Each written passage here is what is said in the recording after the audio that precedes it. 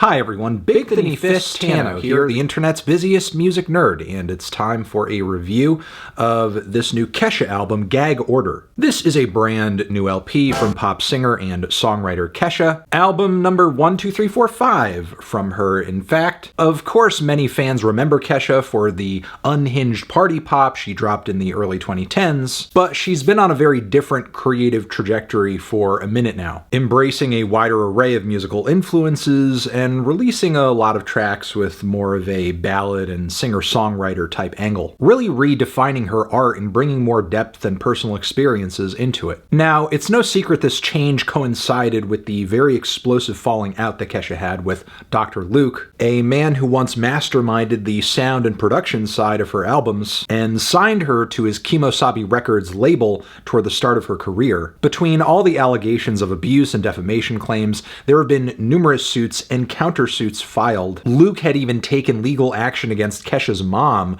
over public statements. And while the court battles currently have settled down for a moment, they are still ongoing. And understandably, there is still a lot of animosity and distance between Kesha and Luke, as his name is nowhere to be found in the liner notes and the credits of this record. And it would seem now that Rick Rubin has stepped in to helm this thing with names such as Hudson Mohawk and Stint orbiting around various tracks from this LP. And of course, also the title and cover of this record are an obvious reaction to the legal orders Kesha is currently under to not talk about these allegations that she has against Luke. All that, and this record shows that Kesha is still locked into her deal with Luke and RCA because this album has come out on his label. In so many ways, this record is a rebellion, sometimes a quiet one, as there's obviously details Kesha lyrically can't go into due to current legal restrictions, but also Kesha is clearly not giving a shit about pop or commercial appeal on this record too, which sure has led to this record failing to garner the kinds of numbers that her past work has, but that is often the case for raw and pure expressions of emotion in the music industry. The promotion of this record kicked off with songs like Fine Line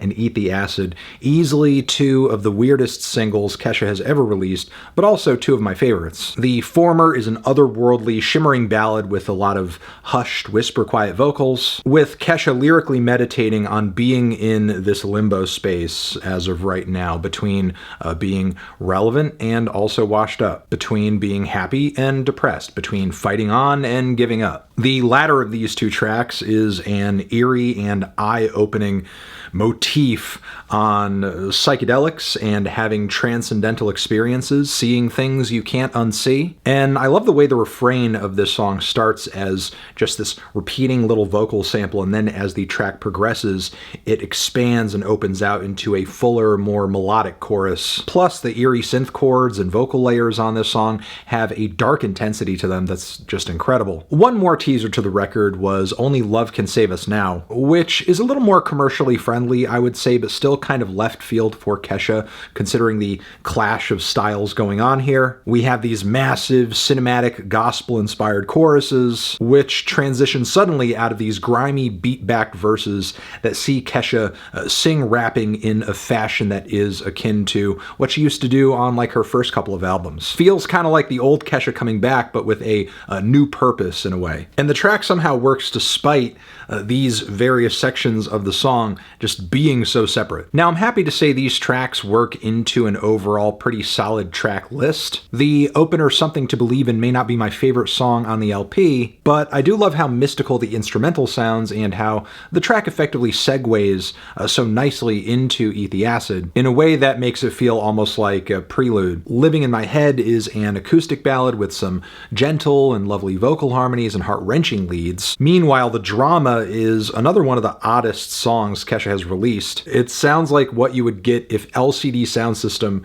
produced a Tune-Yards track with colorful vocal harmonies and all. Plus, you've got those driving analog electronics and beats in the background. Not to mention the harsh and dissonant screeching wall of tones that pops in around the second half. The key change right after, too. This song is insane, but also, like, genuinely fucking art. Now, I will say overall, this record, I think it's a little front-loaded. The second half doesn't have as many hard-hitting moments. There's Too Far Gone, which is by far one of the more underwhelming songs in the track list here. It's just a little basic musically and vocally, especially when you consider how out there some of the other material on this project is. Then Peace and Quiet, I think, is the most obnoxious song in the track list, sadly, with all these grating auto-tuned vocal layers that hit on the chorus that feel like they're trying to make a nod toward hyperpop, something in that realm, but not quite nailing it. Then Hate Me Harder, one of the final tracks on the record, in a lot of ways has all the trappings of a cliche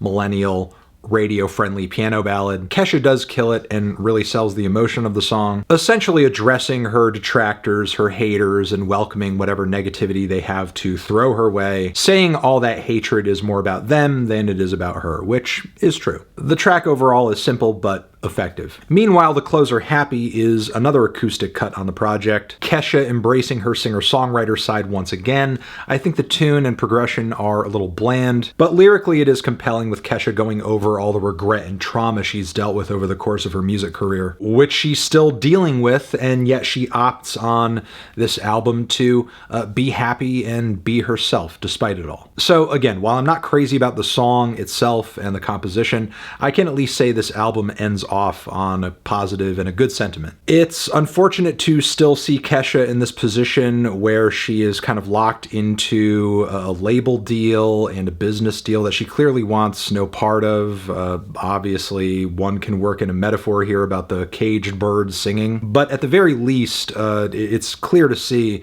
that Kesha right now in her career is loving and having fun with an incredible amount of creative freedom, even with her having to name this record Gag Order. And I think that creative freedom has resulted in some of her best and most interesting work so far, even if it's not as viral or as commercially friendly as a lot of her past work has been.